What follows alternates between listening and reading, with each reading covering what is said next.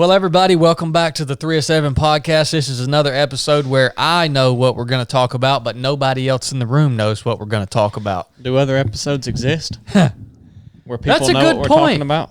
That's a good point. I mean, you could have left that out. Just said, welcome to the 307 podcast. You know, if there's one thing I can be credited for in 307 project, it's the podcast. I feel like the podcast is my little baby, and it's like I take that as a big responsibility for me. I'm thinking all week about like, okay, what can we talk about? We have to have something to talk about.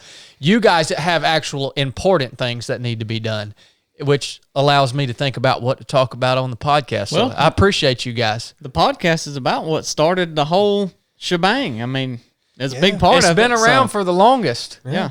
Yeah, it really has. Pretty important. You do good at it too, Chad. Well, I just want to let you know you do good at this podcast. You know that's the wrong thing to tell me. Man, you do good. Our marriage counselor told me yesterday that I am created to perform at my best in crisis. So don't tell me I'm doing good at anything. To tell me things are about, you have to come to me and say, Chad, things are about to collapse. No, I think you're doing good, but I think we need to create some crisis. Well, I told Chad I was going to quit. He had a QuickBooks crisis the other day. You didn't come to help him. I didn't tell him about it. I didn't tell him about it. Okay. Yeah, he didn't tell me about it. Chili, I was just thinking. Go take a trip or something. We need to go and buy one of those adventure vans for like $250,000 and create a crisis in our business. Yeah. We would probably become millionaires much faster if we would do that. We'd rise out of it. Yeah. Oh, yeah. Yeah. I think y'all should. Man, great PT this morning. What? Yeah. How did you guys feel about that? We did what's called ProDev this morning, professional development. So you guys, if you don't know our schedule here at 307 Project, during most of the week, we're usually all working on projects kind of at our own pace, and we talk to each other, and whatever needs to be done, we get it done. But on Wednesdays is our day where we come together as a full team, and we usually do team PT in the morning, which is a run or a swim or CrossFit workout, whatever. But this morning we did ProDev, professional development. I like to practice what I preach, so I like for us to learn new skills together, and hopefully we can keep doing that throughout the years. But how'd you guys enjoy that? I enjoyed it. It was fun learning a new skill, so I really enjoyed that a lot. What did we learn this morning? I didn't even tell the people good, what we Krista. learned. We learned how to shoot this morning. Yeah. I liked range day. There's not many times where we do team PT and I think I could beat anybody out here right now. I felt that way this morning, so it was nice to be in my element. You thought that? Oh, yeah, I could have beat anybody there. I still can. Were you not watching me? I watched. I still thought it, though. I texted Blake last night. All right. He said, what are we doing? I said, well, do you want to run or go to the range? And he immediately responded, go to the range. Yeah, I told him that on the way over here. I thought, that's the easiest decision I've made in the month. Talk about that, the progression, Krista, because I think that was something that kind of hit you square and you understood it. You understood that progression. I think a lot of times when we take people out there, they feel like we're cheating them when we start off with the very, very simple steps. Oh, absolutely. Yeah, I think you described it as learning to crawl and then walk and then run. And that's the essence of the progression. And I can identify with that in other areas of my life, just even learning and coaching CrossFit or even a sport or other skills I've done. And so that made sense to me. But it is hard to be disciplined, to be willing to crawl at first because people want to start running. But if you don't lay those foundations, you don't progress to the point where you actually are doing well and you have lots of gaps. And so I thought you did a very good job teaching and starting off with the basics and starting off with just principles of safety and just even teaching about the gun and how it works, why it works that way. And then even just the technique of shooting and the things to focus on going through those steps. So it was well done. Thank you. You're getting pretty good at teaching and shooting too. Well, it's a streamlined process. We've been teaching out on that range now for about two years, maybe. Yeah. So we built our own private range. And by the way, at some point we're going to have a place for you guys that have been through the basic course, the proving grounds, or whatever. If you want to come out and learn how to shoot, we're going to have a place on the website for you guys to come and sign up for that. For a range training day. We've already trained a bunch of our past students that have reached out to us specifically asking about doing that. But yeah, it's definitely in my wheelhouse, and Blake's too. And we enjoy doing it. It is the crawl, walk, run. You know, Krista, you're exactly right. I think a lot of people want to skip the crawling stage, but it is an essential step of learning any new skill. Why am I even talking about this? Because this principle applies across all aspects of your life, whether it's in CrossFit, whether it's in running, whether it's in business, whether it's becoming a team member, whether it's out on the range shooting. You have to follow that process. There ain't nothing sexy about learning how to crawl, all right? And you're going to be thinking, well, I think I can go faster than this, but you've got to build that super solid foundation. I told you guys, when we're out on the range, I've come to the realization sometimes we have family members that want to come down there, and guess what? Nobody wants to start crawling. Nobody wants to start with that. We have family members that come down there, or close, lifelong friends, right? And they're like, I just want to come down there and do some shooting.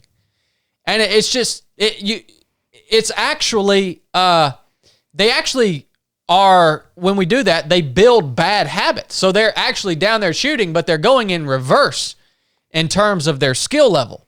They're setting themselves back because they don't want to spend the extra hour and a half it takes on the front end to learn how to crawl. Nobody wants to do that. It's an absolute waste of time for me to take you anywhere and train you to do anything if you have not allotted the time to go through that crawling stage, right? Because you're never going to run unless you build that foundation and you build off of that foundation. So I think an important part of that, an element of that foundation stage and that crawling stage is during that time you understand or you learn, you should be learning why you're doing what you're doing. And if you skip over that, then later in the game, you're not going to know how to self-correct. You know, because you're not always going to have somebody standing there next to you, reminding you of certain things or pointing out to you what you might be doing wrong that needs to be corrected. But if you know why you're doing what you're doing and you remember those steps and those foundational things, then when you run into a problem, you know how to fix it and why you're doing what you're doing and why it's wrong. So I think that's a big piece of it. Yes. Yeah, it's a big step when a baby goes from crawling to walking, right? Like, that takes a pretty good amount of effort and stuff. But when you go from walking to running, you can kind of learn that on your own. So that's a good point to actually spend the time doing that when someone who knows what they're doing is there, and you can learn how to run on your own. Mm-hmm.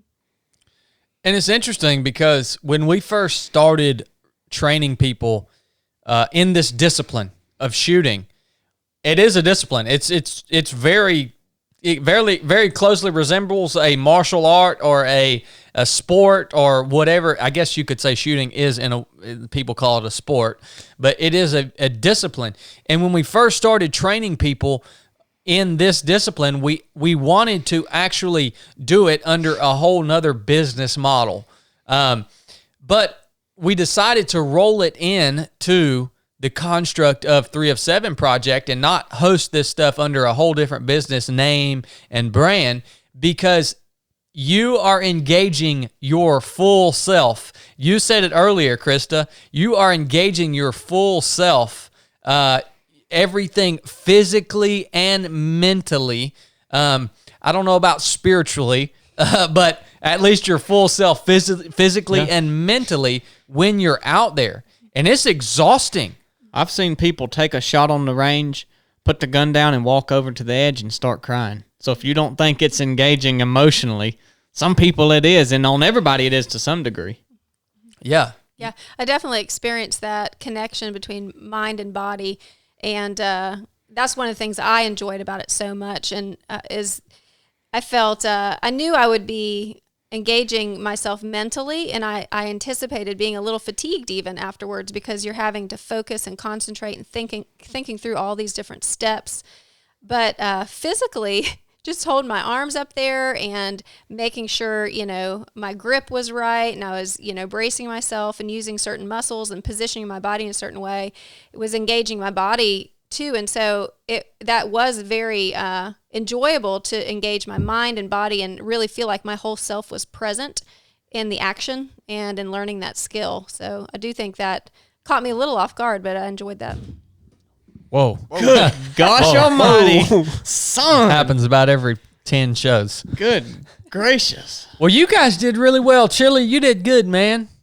Good job. Well, thank you. You did. I mean, Chili. Blake already told on me for going over there and crying, but No, it wasn't chili. I'll tell you what, Chili, you're coming a long ways, man. You know you're ahead in the sticker club, right? what are you talking about? We need Matt, we need to update We need on to the sticker update. club, man. Look, how are y'all buying more stickers of Chili than of me?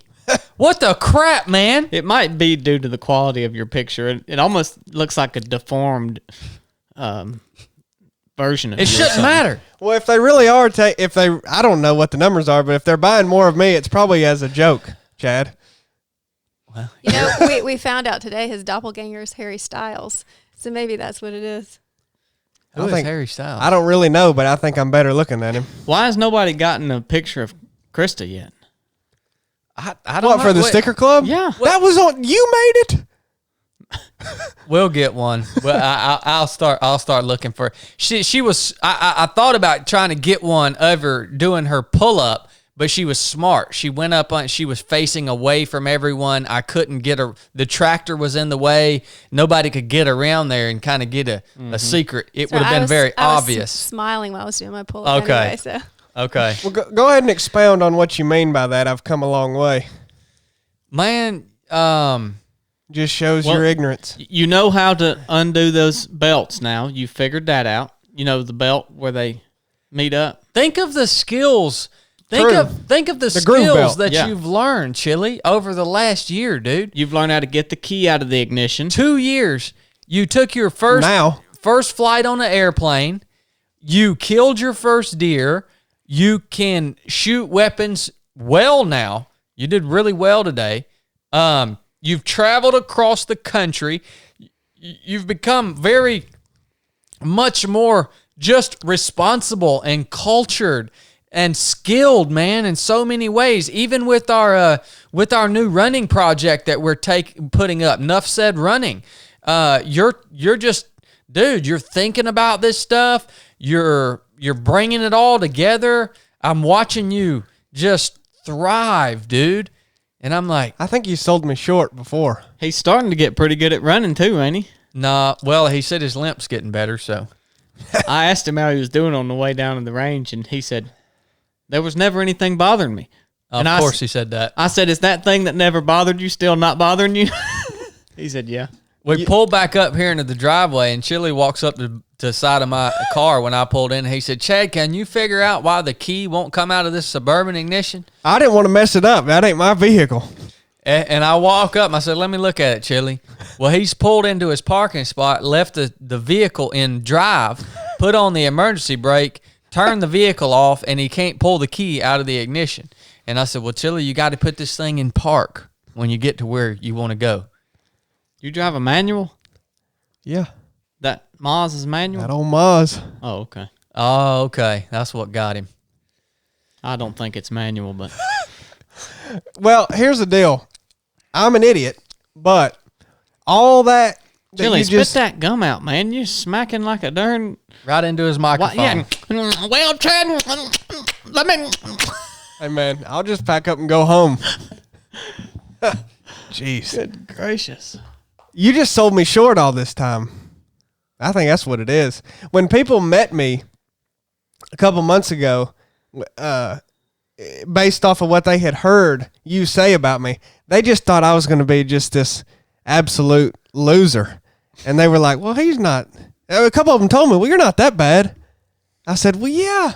What do you mean? They were like, well, Chad acts like you just suck. I was like, what? No. Under promise and over deliver. That's what he was doing. Chili, do you realize what people would pay to be in your position, to be mentored by me for multiple years? No, I don't realize it, but you've told me many times. You hadn't started mentoring him yet, have you? You still tootling, ain't you? Yeah, I guess so. Yeah, you hadn't when you graduate to mentor that's your next step. I'm pretty sure. I'm not a part of none of this progression. This is just in his head. You're a tootlee now. No, he's the tootler. This is all just in his head. What position? Yeah. All right. Well, I wanted to tell you guys about something, but I might tell you later. Yeah. Think about the information you release. What was it? Well, I wanted to tell them about our new partner, our new hydration partner. New partner? But I'll hold on. I'll talk about that in a little bit. Look, what I want to talk about today is one thing I want to talk about is making mistakes. Making mistakes. Well, this should be a relevant topic to every human listening to this podcast. Have you ever made a mistake? Okay. Now, specifically, what I want to talk about is making mistakes that you cannot fix. Have you ever made a mistake that you just have to live and work through the consequences of it because you cannot go back and fix that mistake? Yeah. A bunch. I think probably everybody has. Those are the hard ones to deal with. That's what I want to talk about. All right? What do you do when that happens? What do you do when you make a mistake and you can't go back and set it right for whatever reason? Why is this lesson important to me? When I was a SEAL, I made a mistake one time that could not be fixed, period. And it put my entire life's work and career in jeopardy. That's why this topic is important to me. Even currently, in more recent than that, there have been mistakes that I have made that I say I cannot go back and set this right. So what do I do? What do I do?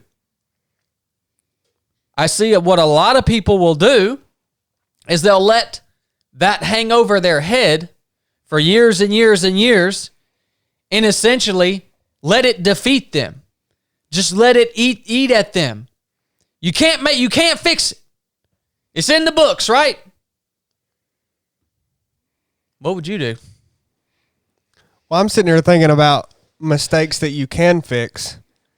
Like, I was thinking the same thing. I don't know that you can fix any mistakes. Not really fix it. I mean, I guess if, say... You can set it right, though. Like, say you can set it right. Say you wrecked a car. I'm sitting here thinking, well, you can't undo that, but you can fix it. You could go get the car fixed. Yeah, so, exactly. I mean, but your insurance still going to go well, up. that's what I'm sitting here thinking. But yeah, that's setting it right to you. Right? Yeah, exactly. Okay, and then something else would be you permanently hurt somebody and can't do anything about it. Exactly. Emotionally, physically. Right. Okay. Yeah, I was thinking on an emotional level. I was trying to think of examples, just a variety of examples. But one of the things that came to mind was I know a lot of people who have had, situations in their marriages where something has happened. Maybe somebody has cheated on another person, or something has happened where the relationship has, like, you can't go back and change that, like, there you go. You did something that you can't reverse time, you can't be like Superman in that 80s movie where you fly in reverse around you guys are probably too young for that, but fly around the earth in reverse to go back and fix the disasters that have happened. And those things can happen. And I think the hardest is that relational aspect, because you lose trust, can't go back and regain that trust. And so I think that, what do you do in those situations? And I guess one of the things that comes to mind is just, you have to acknowledge that. I think you have to acknowledge that, like, I can't change that. And so what matters now is this moment in the present. What am I going to do to move forward? Because I think sometimes I see people make more mistakes out of that mistake. So instead of saying, okay, I'm going to move forward in this, and I can't repair that, I can't change that, but I can learn from it, and I can start showing up differently, and I can do whatever I can do to be the best in this moment and move forward, So maybe it's like, okay, I lost trust with my wife maybe, but my kids, like, I got to stay in the game for them. Like, I'm not going to then in turn damage my relationship with them and make a further mistake, And so I don't know, I guess that just is what comes to mind, just sort of externally processing that is, you got to acknowledge that you can't fix it. And then you got to say, okay, what do I do now in this moment to keep moving forward and not make a mistake out of that mistake? So I could see, how that could snowball. Yeah. And in my scenario, way back when I was a young team guy, I shot a dude that I wasn't supposed to shoot, right? And so that was the mistake that I could not take that back. I couldn't turn back the hands of time. I couldn't fix that situation, right? Now, along the lines of what Krista's saying, that could have very easily snowballed, because what could have happened is that could have, if I would have let that mistake hang over me for the rest of my career, I would have been hesitant, right? I would have pulled back on my aggressiveness, right? And that would be an example in that case, if that mistake would have built other mistakes, which could have potentially later on gotten me killed, right? If I would have said, man, I screwed this situation up, let me pull back. I'm going to be a little, I'm not more careful, but almost sheepish or shy or losing the aggression that is needed doing that job. Okay?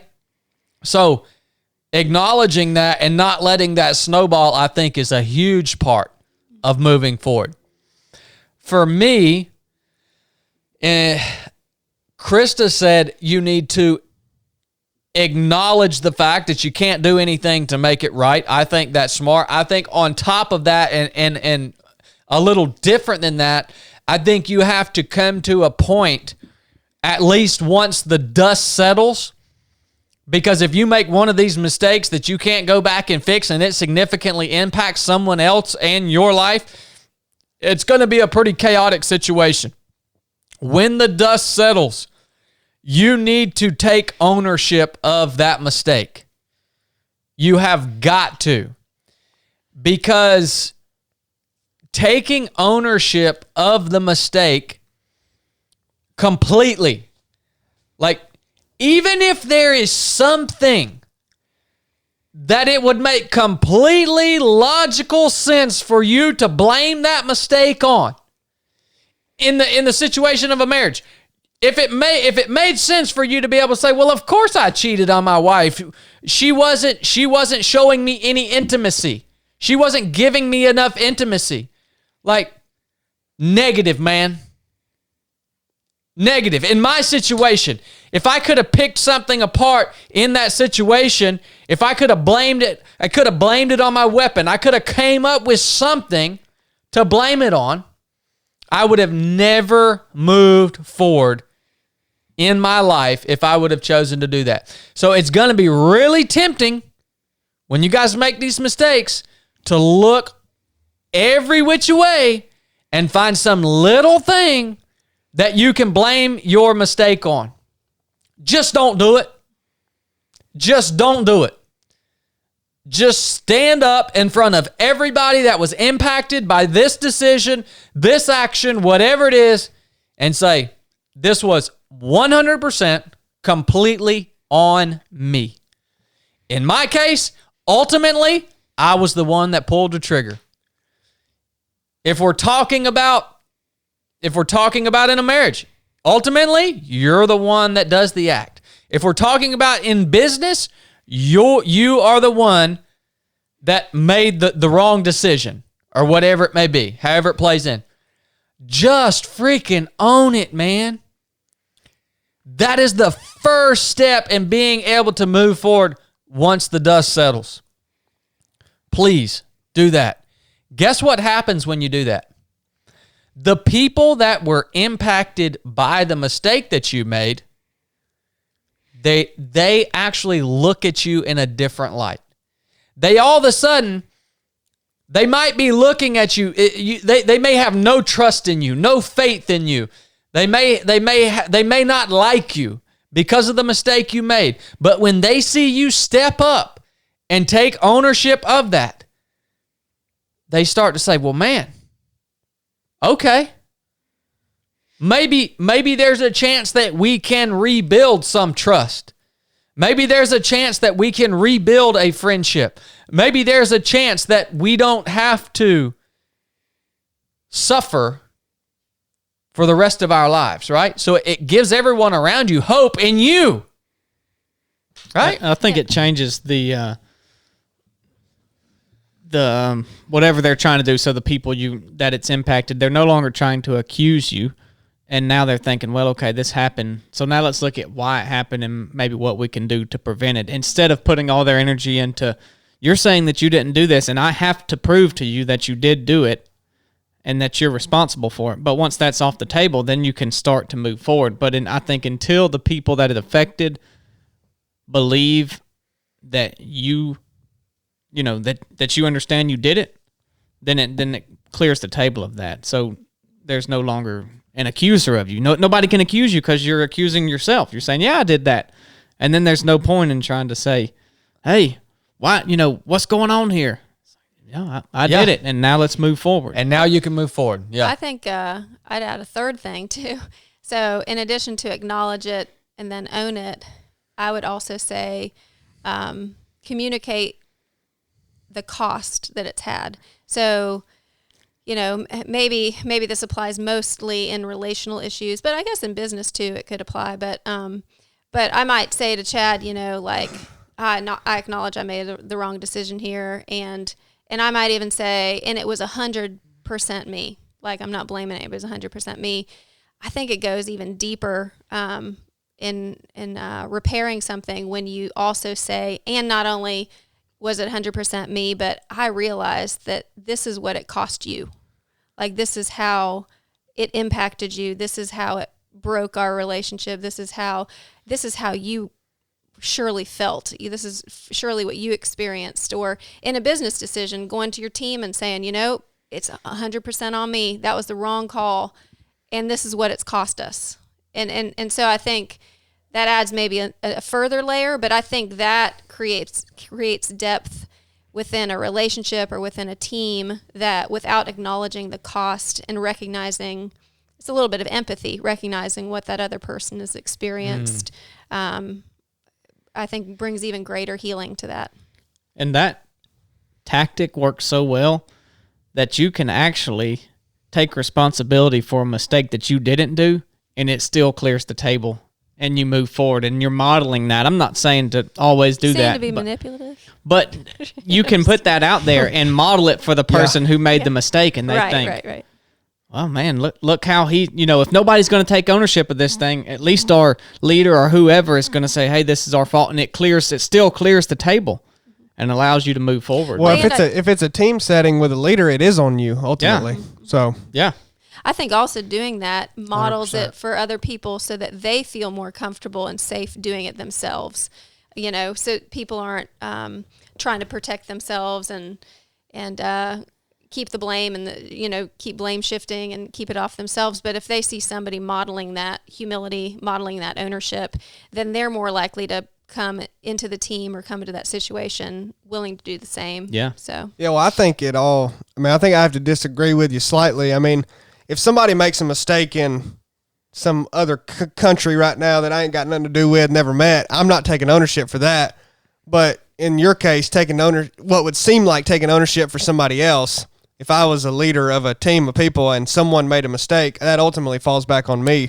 Well, yeah. That's when I think that applies. I don't think it just applies like to some random person that made a mistake. No, you have to be involved to some extent, but I mean, that would ultimately fall on you. It's still not taking it for somebody else. It would just seem that way. Well, yeah, like if it's not directly, like if we're this in our team, if you do something wrong and it's direct, obviously Chili did this wrong, but it's my fault for not, the leader or the one that, it's the leader should take responsibility for it, and it still that's what I think. It still wipes the table clean because in the end, you trace it all the way back, and it's something the leader did or didn't do. Well, to me, in that situation, it would reflect poorly on me if I didn't take ownership of it, and it would also reflect poorly on you or whoever the leader is if they didn't as well. Yeah. To me. Yeah. I saw this happen in a SEAL platoon all the time. That was one of the main things that the shooters, the guys, they called it, in the SEAL teams, it was called the E6 Mafia. It was all the dudes that were like boots on the ground, the shooters. What they looked for, what they really respected in a chief was if the chief would cover for the boys, right? If the boys made a mistake, internally, the boy that the E6 that made the mistake, he would get hammered internally. But when it went up the chain, right, the chief would take the heat, would take the flack from whatever that mistake was as it moved up and up the chain. It's an extremely valuable trait in a leader.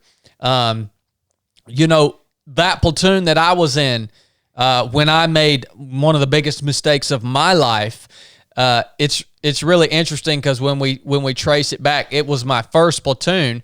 We had a really, really weak platoon chief that actually ended up getting fired halfway through our unit level workup, which was our main 6-month-long training block before deployment. When that platoon chief got fired, there was no leader. They did not replace him. We just went forward as a platoon with no chief. And by no means am I making an excuse. I'm just saying that was part of my experience in the SEAL teams, was going through pretty much my entire first pre-deployment workup and deployment with zero leadership. We had a lieutenant that graduated buds the same time I did. The only reason he was the next guy above the chief, right? He had no freaking experience. He was just there because he went to school. And boy, you want to talk about discord. You want to talk about some hate and discontent that was in that platoon. And it was all because a total lack of leadership. Total lack of leadership. And we could have fixed that. I mean, somebody could have stepped up, but nobody did step up. It is the way it is. Well, people will wait for them to say, "Hey, you're the leader now," before they actually start trying to lead. And you don't have to have that. Yep. I mean, eventually someone's got to, or the team will just fall apart. Oh, the team fell apart. Yeah. Oh, it fell slam apart at the seams. Mm-hmm. Oh, it was rough. Bad rough. Yeah, these are all really, really important lessons that hopefully you don't have to learn the hard way. Okay, moving forward, we've acknowledged it. We've taken ownership of it. We've empathized with the people that are affected by it. Now, I would suggest you learn from it. You learn from it. This is the next step. Really sitting down and picking this apart and learning from it. Would y'all say that's important? Yeah. Yeah, absolutely. Oh, man. Learn from it. Okay. Yeah, I mean there's no value in it's just a mistake at that point, and if you don't pull the lessons out of it, then it's going to happen again. You're going to do it again. Yep. That's a process. Really breaking it down. What does that look like? Because I've never made a mistake and sat down and thought about it in like, I would say I've learned from mistakes, but I'm trying to think about right now how that process is when it hasn't looked like me sitting down at a table and working it out with a pen and paper or something. You know, it's looked like me basically going and putting myself in that same situation, or this may not apply to every kind of mistake. It just depends on what it is. And then just remembering and being better. Mm-hmm. The way that I've learned the mistake I'm talking about, that I've been talking about through this whole podcast, the way I learned from it wasn't writing it down, right? But it was going, I guess, having conversation, talking through the mistake with my peers, the people who were there that day, the people who were influencing me, really talking through that mistake piece by piece and saying, okay, this is what I did the night before. This is, by the way, the night before that happened, I went out and got hammered drunk. And this is what I did that morning. And this is what I did here. Really honestly breaking this thing down, not trying to make excuses or trying to come up with some false narrative that's not actually the way it happened. All right? And that's the only way to learn from it, man. And talk, whether you want to talk through that with people that are important to you, or whether you want to sit down and actually write that down and come up with what you will do different next time. So telling the truth. Telling the truth. That's a huge. Also to yourself. Yeah. Because this all, learning from mistakes kind of mimics learning from failure. Because a failure, if you try to do something and don't manage it, that's not necessarily a mistake. I think those are two different things. But you have to learn from failures the same way. And I think being honest, telling the truth even applies to telling the truth to yourself. Because I've failed before at things and basically lied to myself for a while. I basically didn't acknowledge that I failed. I've done that before, and that's not a good thing. You completely delay the learning from it process if you don't even acknowledge that you failed. Yeah. Because you just didn't want to admit it to yourself. Like, that's a mistake and failure, right? Yeah. Yeah. Well, and I think that goes back to what Chad said about sharing it with other people and talking to your team or talking to your friends or talking to others who know you well, who are going to be honest with you, because we deceive ourselves and we do want to tweak the story a little bit. We don't want to be honest with ourselves usually. And so that's where it can be helpful to have people around you who are willing to be mirrors for you. Yeah. That'll just show you what's there, Yeah. So, and a lot of times they're more apt to showing you what's there because it's not their freaking butt that's on the line. Yeah. Right? And that's why it's important in life, to surround yourself with friends and with people who are willing to do that, because not everybody's like that. You can surround yourself with people who are just going to tell you what you want to hear, that want to keep the peace. And so it is important to have people that are going to be hard with you and be honest with you. You're dang right. Mm-hmm. I can tell you right now off the top of my head, 3 or 4 people that are in positions of influence that are living in an echo chamber. Mm-hmm. They have literally created their own echo chamber. Yes, man. By the people that surround them. That's exactly right. What's the name of that church that guy did that? Now it's a podcast. Oh, I done forgot. Mars Hill. Yeah. Mars Hill, yeah. Yep. So, next thing we want to do, I got like 2 more things maybe. Are you moving on from learn from it? Yeah, unless you guys got something else. I was going to say something about that. Learning from it, I think it's easy to think of that just in terms of like rationality, like what did I do wrong and I thought differently, but I think a lot of people don't dig down deep enough and they keep it just on a superficial plane when they're analyzing things. And I think a lot of the reason we make the decisions we do isn't necessarily because of bad thinking. Sometimes that's the case. Maybe it's a business decision, it's bad thinking or other things. But a lot of times it's because of something that's going on with us emotionally. It can be the decisions we make can be driven by fear. And I'd say most of the time this is true. Fear could be driven by pride, could be driven by all kinds of things. And so I would say if you're tempted to stop at that superficial level when you're analyzing it and trying to glean what you can from the situation, dig deeper, because you got to ask more questions. You've got to ask, well, why that? What motivated me there? Why would I choose that? And whether it's a relational problem or a business problem or, you're part of a team, there's something going on that's motivating you on down below, whether it's some emotional or some desire that's not being met, that you're trying to get met in a certain way that's maybe it's an appropriate desire, but it's being distorted. And so I would say that's key in thinking about learning from that mistake or learning from the situation is be willing to go deep. So be willing to be honest, but also be willing to go deep. Yeah. Yeah. A lot of people skip that. Mm-hmm.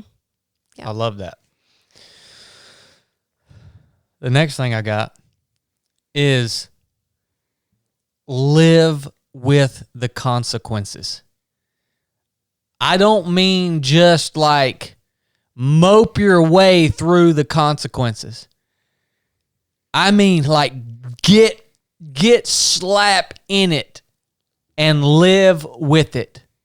When I made the mistake I made as a SEAL, they sent me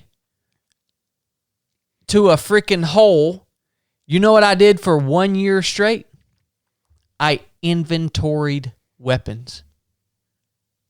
I sat and read serial numbers off of guns all day and checked them off a list. All day, every day for a year. That sounds like you. In a hole, in a cage with no light. I mean, no outside light, just a fluorescent light. Freaking, I inventoried weapons. It's worse than QuickBooks. Worse than the brig. Yeah, literally. But guess what I did? I said, all right. Inventory weapons. This is what I got to do. I'm going to inventory these freaking weapons better than anybody has ever inventoried them before, son. I'm not going to make a single mistake. I'm going to make sure everything is where it needs to be at all times. And I just poured myself in to the consequence of the mistake that I made. So you got to be willing to do that, man. If you make one of these mistakes that we're talking about, it's probably going to knock you down a level. You're probably going to have to humble yourself. I went from freaking jumping out of airplanes and shooting millions of rounds and doing complex tasks with multi-million-dollar equipment to reading numbers.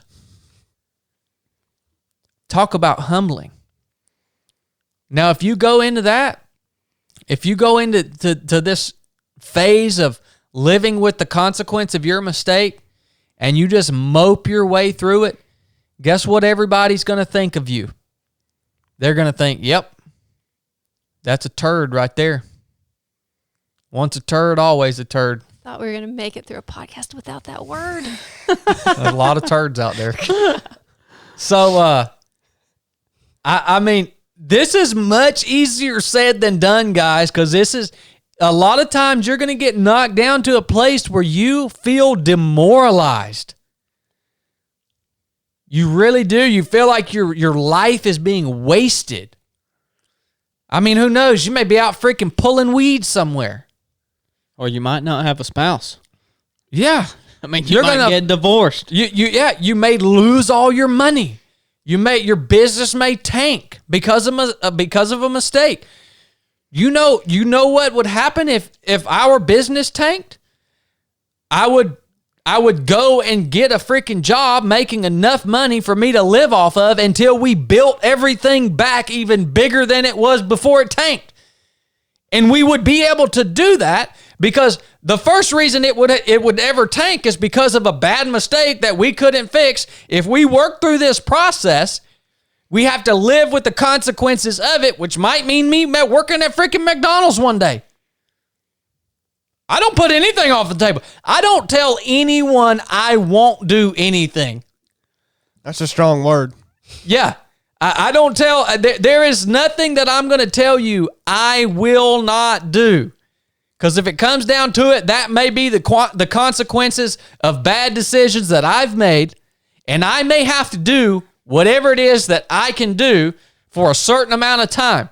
But I'm going to do it the best that I can possibly do it.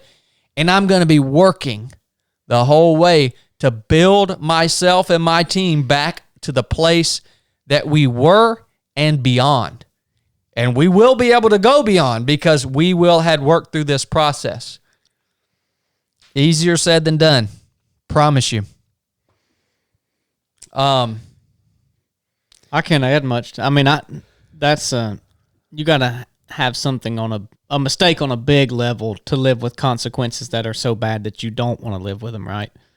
I mean, in maybe your job or something is bigger, or in the military, but like as a old military. Ain't that what it is? Ain't that what it is?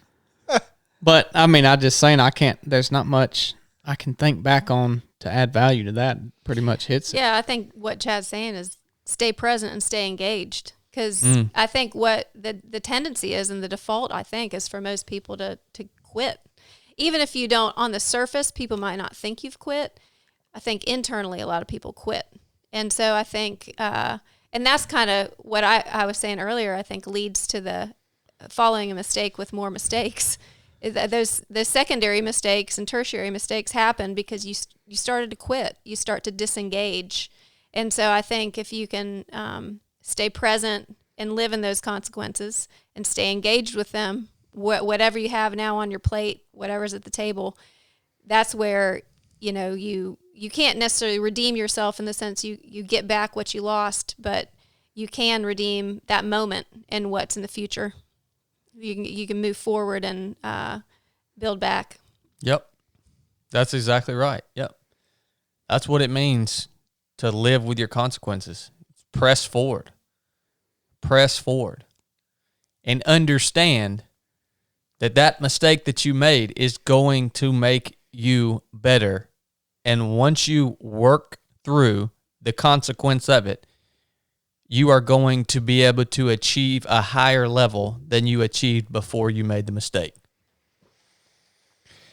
All right. I think that's valuable information. Yeah. Hopefully you, listener, I hope you got something out of that. If you don't, it's a mistake. We just gave you a freaking... by the way, do you just realize that I just told you about something that I actually did that nearly cost me everything, and I just told you how I worked through it? I didn't come up with some crap that I read out of a freaking book. I didn't regurgitate some information that I've heard. Look, I tell you guys, man, we do not teach or speak from theory here.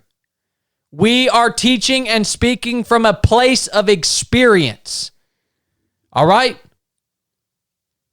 Don't ever get me freaking confused with one of these other self-help turds that are out there.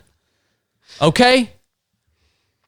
Half the people y'all are listening to are just regurgitating some information that they heard from somewhere else, which doesn't make the information any less valuable. The information, if it's presented properly, is still valuable. But seek people that can speak to you from experience, because it's going to be that much more applicable. Yeah, man, level 10 don't mean nothing to me. Level 10 coach. It's hard to teach something that you've not been through because you haven't learned the lesson until you've been through it. That's what we talked about on Stephanie's podcast. Yeah. You kind of got to go through it and learn it for yourself. Someone can still help you, but you can't help someone else going through the same thing you're going through. The last thing I want to talk about, and then I want to wrap this podcast up. I want to get y'all's take on this. Somebody sent me a DM on Instagram. You'll know who it is. No, this is good. Who will know who it is? This is good. The person that sent me the DM, because I'm going to message them and say, hey, we answered your question on the podcast. This person says, I've been thinking about giving my life to Jesus, but I don't know how. And honestly, I'm a little scared because my life is going to have to change so much. All right. The first thing I want to tell you, bro, is this ain't about you. All right? This ain't about you. Like, you say you're scared because your life is going to have to change so drastically. Well, I want you to first understand you're not going to be able to make those changes yourself. Like, don't think that you're going to give your life to Jesus and then you're going to start trying to change the things that you need to change, and that is what is going to save you. This ain't about you, man. Let me tell you how real this is. I used to be the biggest heathen, savage, killer, sinner, you name it, son. There ain't many sins out there on the list that I ain't committed. All right? When you truly understand Jesus, who he is, what he did, and what he is offering to you, you will hit your freaking knees, man. And when you accept him, when you give your life, when you offer yourself to him, he actually inhabits you. Your body becomes a temple of the Holy Spirit. The Holy Spirit literally entered my body and helped me in the process of becoming better. I got better than I could have ever become through my own efforts. You can't get better through your own efforts. But this is biblical, right? You have to rely on him for every aspect of this journey. You have to get it out of your head that this is something that you are going to do or you need to do. Get that out of your freaking head, man. Understand what is being offered to you by Jesus Christ, and you will freaking fall on your face in tears. You will be so thankful. Oh, man. Well, I wish you guys could understand how real this is to me. This is so. I think about people all the time, man. People that I'm in friendship with in life. People that I'm aligned with in life. When you come into alignment with me or any other child of God that is filled with the Holy Spirit of God, you ain't rolling with me. You ain't rolling with Chad. You're rolling with the creator of the universe who is within Chad. Like, thank God you ain't rolling with me. It's just, you have to grasp this. It's real. That's not something I have experienced this. What were you going to say, Chili? Well, it sounds like I don't know. I'm having a trouble. You may need to read it again. He's scared because he knows that a lot of change is coming. He's scared because his life is going to have to change so much. Isn't that the point? I mean, it sounds like that's what you want. It sounds like you're listening to a comment that's talking about the conflict of it all in one succinct sentence. He basically expressed in the first half he wants to change, and then the second half of the sentence is I'm scared to change or scared what it might look like. That's what you want, man. That's the whole point. Yeah. I mean, that's what led me to think maybe he's afraid that he will not be able to make the change. Maybe, yeah. I mean, that's the only thing that would make sense to me. Or if you're just, there's a part of you that's scared of what it's going to look like to leave this person that I'm assuming it's a male, leave your girlfriend who's living in sin, or could be, or change this, or not associate with this person, or quit doing this sin that you have become so ingrained to do, and you're scared of what that might look like. It might upend everything. It's like, well, that's the change though that you're craving because you recognize that there's a problem. I mean, are you happy with your life now? Doesn't sound like it. So the change is what you need. Mm-hmm.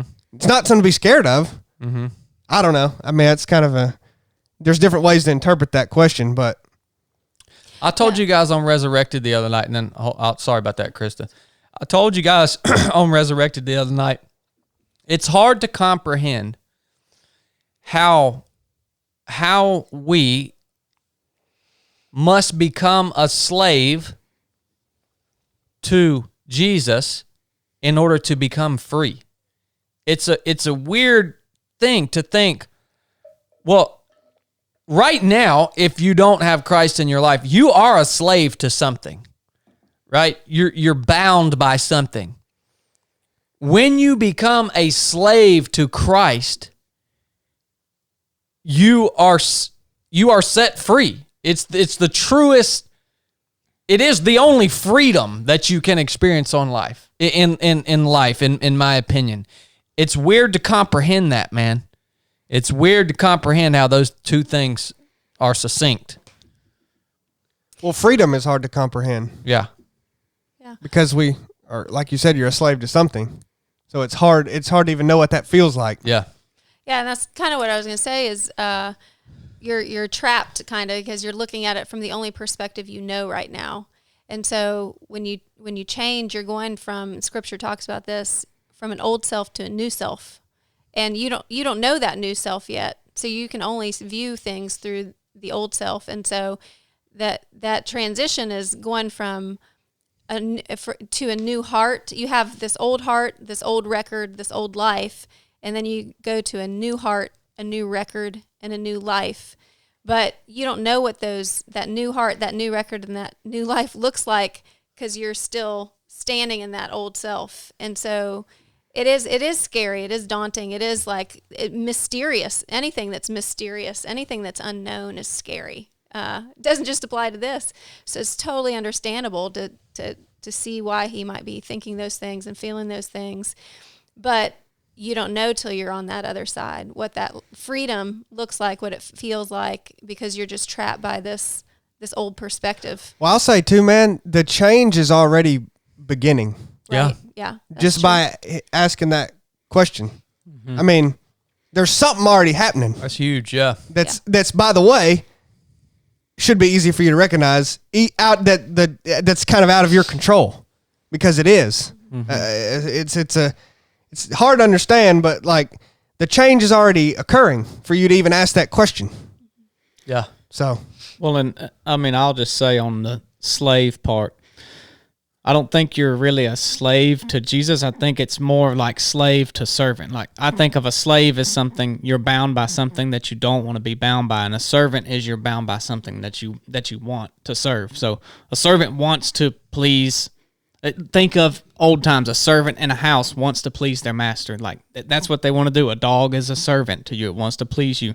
A slave is someone saying, I have to do this. I don't want to do it, but I have to. And that's the difference, right? That's going from bound by slavery to bound because of servant. It's probably a better word. Now, me personally, I like to think of myself as just a completely submitted, undeserving slave to Jesus Christ. For me, that's the way I like to think about it. I'm not saying you have to use that same word. Yeah. But it's just thinking through it that way. It sounds like you wouldn't want to do it. A slave sounds like you wouldn't want to do it. So that's why I say servant is like you will want to do these things. Yep. It's interesting to me. The great thing, going back to what Chili said, something is happening right now in you, Guy. Look, man, the fact that you're wrestling with this puts you so much further ahead than anyone else. We talk about how Christianity is very simple. Well, the concept of salvation is pretty simple. You asked, I don't know how to give my life to Christ. Jesus tells us if we confess with our mouths and believe in our heart that Jesus Christ is the Son of God, he died on the cross and he rose again on the third day, and he's now seated at the right hand of God the Father, that we are saved, right? So that part is simple. But that's like the milk, right? Now there is solid food that you got to chew on if you want to understand the ins and outs of what would be termed theology. There is nothing wrong with the complicated aspects of Christianity. I would actually go as far as to suggest that the simple religions that are easy for your human mind to grasp all aspects of it are the ones that are false. The simplicity of them as a whole, if your mind can grasp the fullness of the God that you are serving easily, that ain't a God worth serving. Why do I want to serve a God that my freaking human mind can grasp every aspect of him? Like that's evidence that is a fault. Here's what I see. I see a lot of people, especially influential people, especially wealthy people, especially people that are really successful. They're busy with other things, so they choose not to spend any time wrestling with spiritual matters. And so they come up with a very simple religion, the universe. The universe. They come up with these simple terms, or they choose some other religion that is simple to understand. And that's what they go with, because they're not willing to wrestle with the depth and breadth of the creator of the universe, the legitimate creator of the universe. Jesus made salvation simple because it is his wish that all would be saved. So that aspect is simple. That is the core of it. That is the most important part. But you want to start digging into topics like predestination versus free will and things like that, you have got to wrestle with those things, man. You want to start digging into things like time and the age of the earth and all that. You got to wrestle with these things, man. And you're never going to find the answer. Some of them you will never comprehend. You will never comprehend the idea that God predestined people to know him alongside the fact that we have free will. Both are scripturally true. Both are portrayed in Scripture in many different places, but you will never comprehend how those things work together. The Creator knows. Yeah, I think they're there just for the fact that people wrestle with them and say, I don't know this stuff, but clearly it's here in this book, and maybe it's just there for me to understand that God is bigger than me and I can understand it. I told some people this on a call the other night. I was on a big Zoom call, and we were talking about the importance of living every moment of every day and maximizing the time you have in life. And everybody wants to wrestle with this topic, right? How can I make my day and my life? How can I maximize it? How can I utilize every last ounce of the life that I get? Everybody wants to wrestle with that. Everybody wants to dive into that. Everybody wants to count down and to do it. Nobody wants to wrestle with what is happening after this life. And it's one of the most worthy things that you can spend your time wrestling on.